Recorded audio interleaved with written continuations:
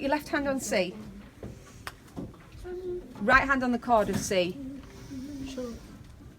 So, chord of C. Right. Left. Together. Left. Right. Together, but move your left hand up to G. E on its own, left hand. Just on its own, and then up to G. Together. Then back down to the beginning. Left. Together. Left. Right. Together on G. E on its own. G together. And again. Left. Together.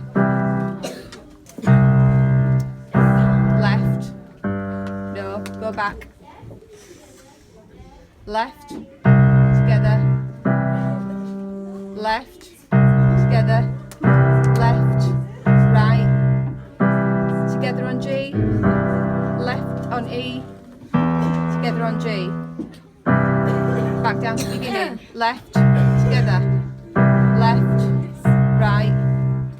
Together on G. Left on E.